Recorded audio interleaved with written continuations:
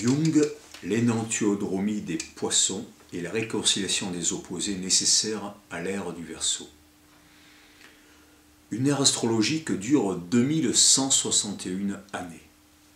Reprenant un terme forgé par Héraclite et utilisé par Aristote, le psychologue des profondeurs suisse Carl Gustav Jung, comme il aimait se définir lui-même, parlait de l'énantiodromie, la course dromos, de quelque chose vers son contraire, énantios, de l'ère des poissons.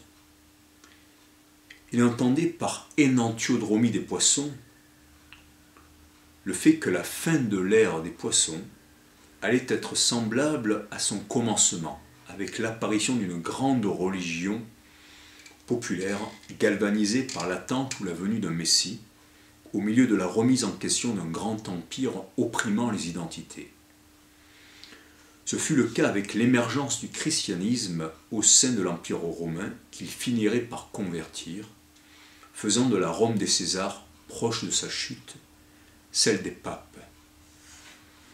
Aujourd'hui, cet empire, c'est la mondialisation refusée par les enfants du Verseau de façon pacifique, et moins pacifiquement par les tenants d'un retour au fondamentalisme religieux ou à une orthodoxie nostalgique du passé et se languissant d'un avenir messianique.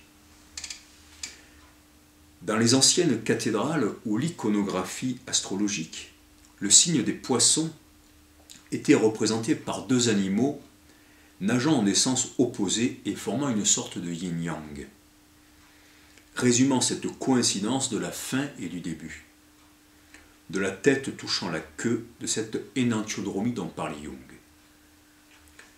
L'empire dominant de la fin des poissons, qui est mondial et pas seulement américain, pourrait être plus fragile qu'on ne le croit, menacé par des vagues de peuples et sa propre coupure d'après la vie.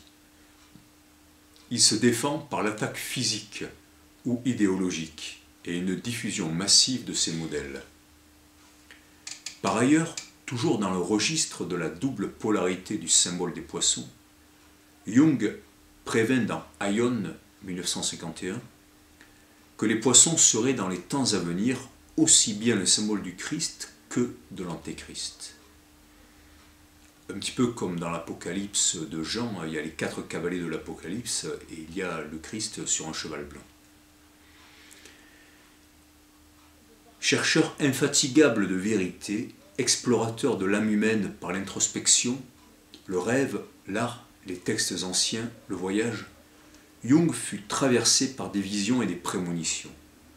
Il nous a livré des clés et une œuvre clairvoyante couvrant toute l'humanité et la mettant en garde avant de quitter ce monde sur les risques de l'ère du Verseau, utilisant l'expression ancienne « le Verseau enflamme les forces vives de Lucifer ». Les déchaînements idéologiques cités plus haut l'ont amplement démontré, c'est-à-dire la folie du capitalisme, du fascisme, du communisme, du communautarisme et de la science, qui sont des idéologies du Verseau. La face sombre du Verseau, glaciale. Proche de la mort, alors qu'il enregistrait son autobiographie, Ma vie, 1961, avec Agnella Jaffe, Jung eut une vision de la Terre dont les 2/3 de la population avaient disparu après de dramatiques événements. Il considérait des périodes intermédiaires entre les éons comme de désespérants temps de décadence, même si l'ère du Verseau, pour nous encore inconcevable, serait extraordinaire par ses changements de paradigme. Ceci dit, aujourd'hui, je ne trouve pas que ce soit une période désespérante de décadence, c'est-à-dire que tout revient à jour. Le Verseau révèle tout, comme toute hausse déversante de son amphore. Un optimisme à moyen ou long terme apparaît donc chez Jung une fois dépassé cette sorte d'accouchement dans la douleur de l'ère du Verseau. Pour éviter ces catastrophes dues aux forces explosives du Verseau, maître des crises subites avec Uranus, Jung nous Jung nous intimait la réconciliation des opposés que le verso peut exacerber. La lutte des classes, le conflit des générations, l'opposition entre tradition et modernité, la guerre des sexes, la science et la laïcité contre la religion, autant de dualités qui ont marqué les dernières générations.